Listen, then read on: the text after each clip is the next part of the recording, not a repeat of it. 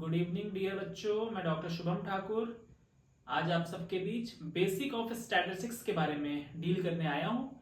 बच्चों, आज की क्लास में हमको देखना है कि स्टैटिस्टिक्स होता क्या है, इसके अंतर्गत हम लोग को क्या क्या टॉपिक्स को कवर करना है, इसके बेसिक्स को समझते हुए हम लोग नेक्स्ट क्लास में आगे बढ़ेंगे। ठीक है, चलिए टाइम को वेस्ट ना करते हुए हम लोग आते हैं। What is statistics?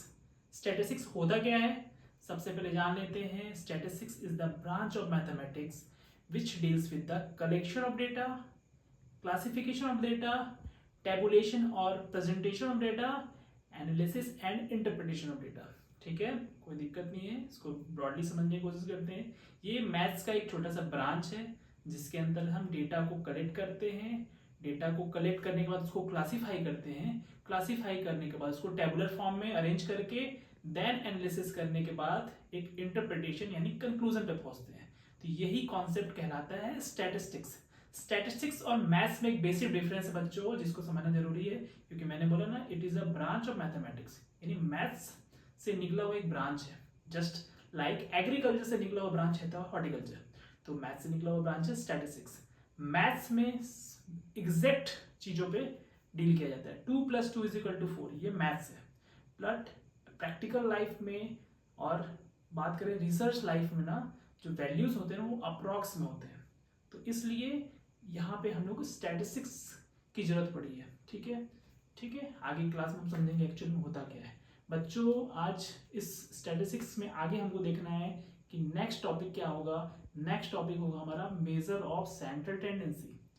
ठीक है, केंद्र आवृत्ति की मापे।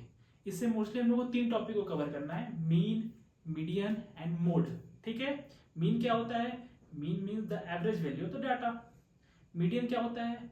The middle most value of the data. Mode क्या होता है? The maximum frequency of the data. ठीक है, फिर से समझाता हूँ। मीन का मतलब होता है एक ऐसा एवरेज वैल्यू जो पूरे डेटा को, जो पूरे पॉपुलेशन को या फिर उसके सैंपल को रिप्रेजेंट करे। ठीक है, डेली लाइफ में सबसे ज्यादा यूज होने वाला अगर कोई पैरामीटर है तो क्या है? मीन है। ठीक है, व्हाट इज मीडियन? मीडियन को मैंने बोला the middle most value of data. दिए गए डाटा के सबसे बीच की वैल्यू को क्या बोलेंगे? मीडियन बोलेंगे। ठीक है, 5 रो है, उसके बीच की वैल्यू होगी 1 2 3 4 5 अरेंज्ड है। तीसरा जो वैल्यू होगा वो उसका मीडियन कहलाएगा। What is mode? The maximum frequency और the maximum repetition of the data is known as mode. ठीक है, दिए गए डेटा सेट में जिस भी डेटा की रिपीटेशन फ्रीक्वेंसी सबसे ज्यादा बार आएगी वो उस डेटा का मोड कहलाएगा। ठीक है, मेजर्स ऑफ सेंट्रल टेंडेंसी में हमको मोस्टली 3 चीजों को देखना है। ठीक है, इसके बाद आता है मेजर्स ऑफ डिस्पर्सन।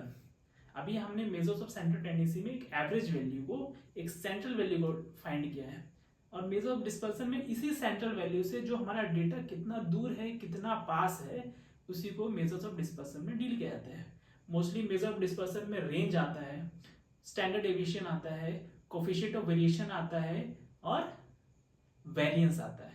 इन चीजों को डील करना है। ठीक है, देन इसके बाद हम लोग आगे वाले पार्ट में कोरिलेशन, रिग्रेशन पढ़ेंगे। 2 वेरिएबल्स के बीच में क्या रिलेशन है, इसी को बोलते हैं the relation between 2 variables is known as correlation. Regression भी जस्ट लाइक कोरिलेशन होता है, but the relation between 2 variables, और इसमें रिलेशन किस तरह का होता है? डिपेंडेंट और इंडिपेंडेंट वेरिएबल होता है। एक वेरिएबल कॉज करता है और दूसरा इफेक्ट करेगा। जस्ट लाइक यील्ड जो होता है ना, वो डिपेंडेंट वेरिएबल्स होते हैं।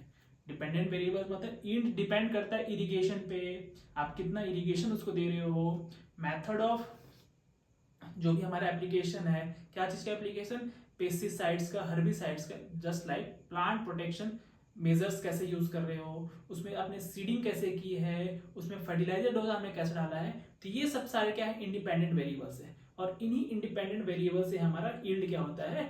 डिसाइड होता है। तो रिग्रेशन में डिपेंडेंट और इंडिपेंडेंट के बीच के रिलेशन को फाइंड किया जाता है। इसके साथ आगे हम लोग क्या पढ़ेंगे? प्रोबेबिलिटी पढ़ेंगे। प्रोबेबिलिटी मतलब प्रायिकता, किसी इवेंट के आने के क्या चांसेस हो सकते हैं। सिंपल से एग्जांपल में समझाने की कोशिश करूंगा, जैसे हमने सिक्के को उछाला तो हेड और टेल आएगा, तो हेड और टेल आने की क्या प्रोबेबिलिटी है। इसको, इस तरह के प्रॉब्लम्स को हम लोग किसमें पढ़ेंगे? प्रोबेबिलिटी पढ़ेंगे। इसके साथ जैसे जैसे आगे बढ़ेंगे उसमें हम लोग सैम्पलिंग पढ़ेंगे। सैम्पलिंग्स क्या होते हैं, सैम्पलिंग टेक्निक्स क्या होता है, सैंपल क्या होता है, पॉपुलेशन क्या होता है, इसके बारे में डील करेंगे। ये सैम्पलिंग के बहुत सारे प्रकार भी होते हैं, इसको भी इसके अंदर हम लोग क्या करेंगे? डील करेंगे। इसके बाद आता है पॉइंट्स बच्चों, डिफरेंट टाइप्स ऑफ टेस्ट्स। ठीक, इसके बाद डिज़ाइन पे जाएंगे। मोस्टली जैसे यूजी के सिलेबस की बात करूँ तो 2 प्रकार के डिज़ाइन या 3 प्रकार के डिज़ाइन को आप बच्चे को पढ़ना पड़ता है। फर्स्ट होता है CRD।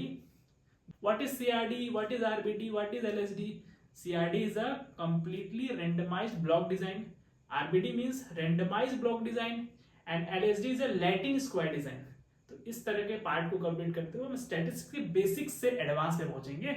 और एक सबसे इंपॉर्टेंट, ये जो लेक्चर के बाद जो भी बच्चा पिन कमेंट में जो भी टॉपिक को बताता है ना कि मुझे सबसे पहले इस टॉपिक पे वीडियोस चाहिए ना, तो मैं जो भी पहला कमेंट होगा उस पर मैं टॉपिक पे लेक्चर बनाऊंगा। तो ऑल गोज ऑन योर्स। आपको जिस भी टॉपिक पे दिक्कत होती है, जिस भी टॉपिक पे चाहते हैं कि इसकी वीडियोस आने चाहिए ना, मैं प्रायोरिटी पे उसी वीडियो पे बनाऊंगा। तो आज की क्लास के लिए बेसिक स्टैटिस्टिक्स में इतना ही है। Keep learning.